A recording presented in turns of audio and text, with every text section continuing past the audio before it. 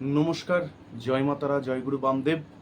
সামনেই আসছে পয়লা বৈশাখ, বাংলার শুভ নববর্ষ। এই শুভ নববর্ষের দিন একটি বিশেষ টোটকা করুন, যেই টোটকাটি করলে আপনি অনেক অনেক ভালো থাকবেন। অর্থনৈতিক দিক দিয়ে ভালো থাকবেন, সংসারে শান্তি থাকবে, মানসিক শান্তি থাকবে, বিপদ আপদ থেকে দূরে থাকবে। তার নববর্ষের দিন কি টোটকা করবেন? সংখ্যাতত্ত্বের হিসাবে এই বছরটি কিন্তু সূর্যের বছর। 1+4+3+2, তার মানে 4 আর 1 5, 5 আর 3 8, আর 2 10। 10 হচ্ছে 10 মানে 1, 1 হচ্ছে সূর্যের সংখ্যা। এই বছরটা কিন্তু সামনে যে 1432 বাংলার নববর্ষের যে নতুন বছর আসছে, সেই বছরটা কিন্তু সূর্যের বছর সংখ্যাতত্ত্বের হিসাবে। তো এই সূর্যের বছর কেমন কাটবে? বিগত যে বছরগুলির থেকে এই বছরটা কিন্তু অনেক ভালো কাটবে। বিগত 2-3টে বছর যেরকম কেটেছে, তার থেকে এই বাংলার নববর্ষটা, যারা বাংলার নববর্ষটাকে মেনে চলেন, তাদের ক্ষেত্রে ভালো থাকবে। তো হ্যাঁ, একটা জিনিস দেখা যাবে, প্রচণ্ড গরম দেখা যেতে পারে, যেহেতু সূর্যের বছর প্রচণ্ড গরম দেখা যেতে পারে, এবং সানস্ট্রোক হওয়ার সম্ভাবনা কিন্তু মানুষের থাকতে পারে। তাই রোদ্দুরে একটু যতটা পারবেন কম বেরোবেন, তাতে আশা করি ভীষণ ভীষণ ভালো থাকবেন। যতটা পারবেন রোদটাকে যতটা পারবেন অ্যাভয়েড করার চেষ্টা করবেন। যখন রোদের প্রখর তেজ থাকবে, সেইখান থেকে একটু অ্যাভয়েড করার চেষ্টা করবেন, তাহলে দেখবেন এবছরটা খুব ভালো কাটবে। এবং নববর্ষের দিন কি করবেন?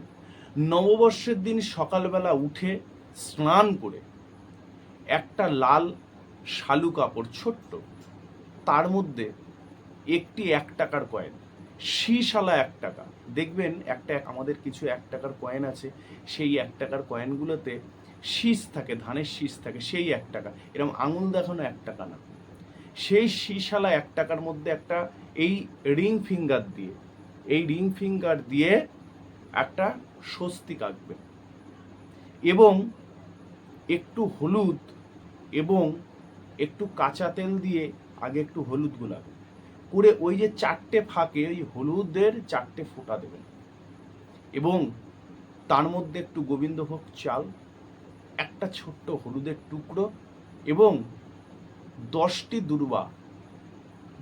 দূর্বা একটি ফুল দিয়ে,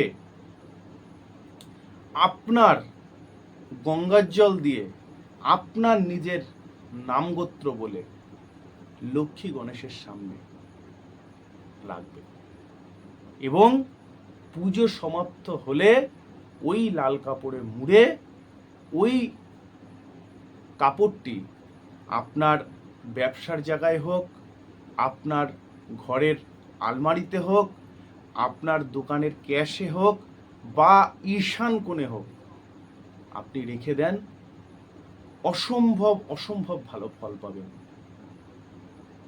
অসম্ভব ভালো ফল পাবেন।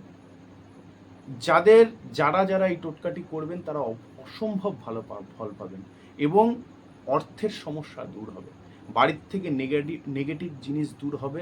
আজ যদি একটু পারেন, একটু আরতি যদি করতে পারেন কর্পূর দিয়ে, পঞ্চপ্রদীপ দিয়ে যদি নাও পারেন, কর্পূর দিয়ে যদি আরতি করে, পুজো করে, কর্পূর দিয়ে আরতি করে, ভক্তি ভরে ভগবানকে ডেকে, গণেশকে, মা লক্ষ্মীকে ডেকে, সূর্যদেবকে ডেকে, যদি ওই কাপড়টি আপনি যদি একটু কর্পূর দিয়ে আরতি করতে পারেন, করে পুজো শেষে ওইটা আপনার কোনো লকারে বা যেখানে রাখতে বললাম যদি রাখতে পারেন, প্রচণ্ড ভালো হবে।